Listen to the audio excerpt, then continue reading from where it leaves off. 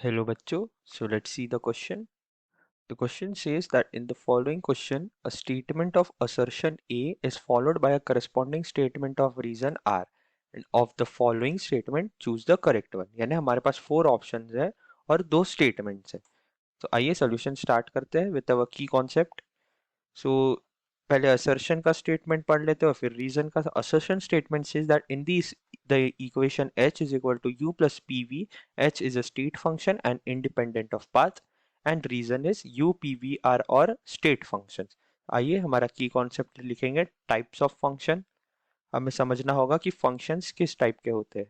तो एक होता है स्टेट फंक्शन जैसा कि असर्शन और रीजन के स्टेटमेंट में डिस्क्राइब्ड है, और एक होता है पाथ फंक्शन.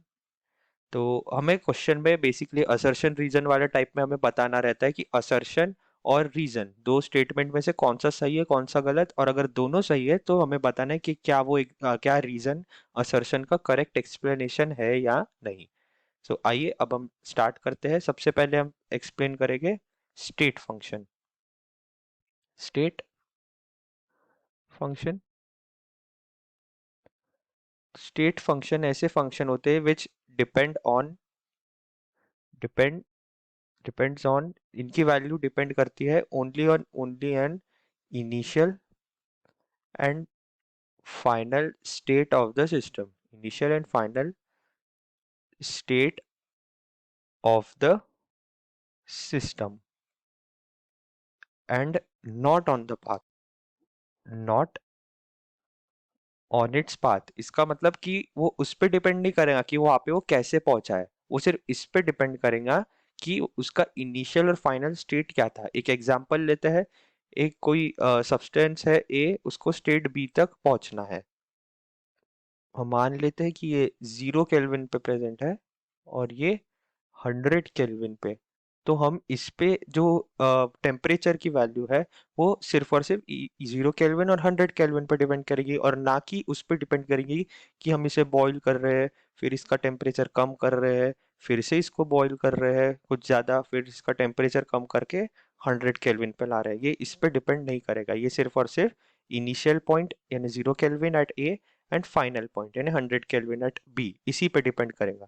तो एक अच्छा एग्जांपल इसका होता है टेम्परेचर यानी टी, और बेसिक एग्जांपल हो गए वॉल्यूम और pressure. So P V T ये स्टेट फंक्शन के इंपॉर्टेंट एग्जांपल होते हैं. दूसरा function path function. Path function की value it depends on the path कि वो किस तरीके से वहां पे पहुंच रहा है. It depends on the path, और ये इनिशियल फाइनल पे भी नहीं डिपेंड करेगा. अब एक एग्जांपल और. एक कोई स्टेट है ए और एक कोई स्टेट है B. So A to B जाने में हम जो वर्क करते हैं उसे W1 कहेंगे, लेकिन ए टू बी हम एक और पाथ से जा सकते हैं, एक सी इंटरमीडिएट से. तो जो ए सी बी का जो वर्क है ये W2 रहेगा पूरा, क्योंकि W1 और W2 सेम नहीं रहेंगे. जैसे कि मैंने टेम्परेचर के इस रिस्पेक्ट में डिस्क्राइब किया, यहाँ पे पाथ कुछ भी हो डिपेंड नहीं कर रहा था, लेकिन यहाँ पे work depends on path. So work is a path function, along with that Q is a good path function का एग्जांपल. तो अब हम स्टेटमेंट्स पढ़ते हैं हमारे वापस. असर्शन कहता है कि in this equation h is equal to U plus P V. H is a state function and independent of path. हाँ ये सही है. h यानी एंथैल्पी होती है, और एक एंथैल्पी जो होती है it is a state function and it is independent of path. तो असर्शन का स्टेटमेंट सही है. रीजन क्या है कि u p v all are state functions.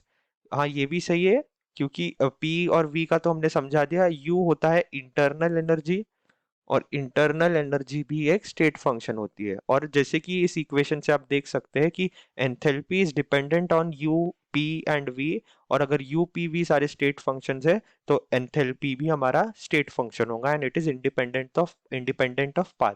तो ये एक्सप्लेनेशन भी सही है और दोनों स्टेटमेंट भी सही है. So therefore the correct option will be option A. Both A and R are correct, and R is the correct explanation of A. I hope you understood this well. All the best.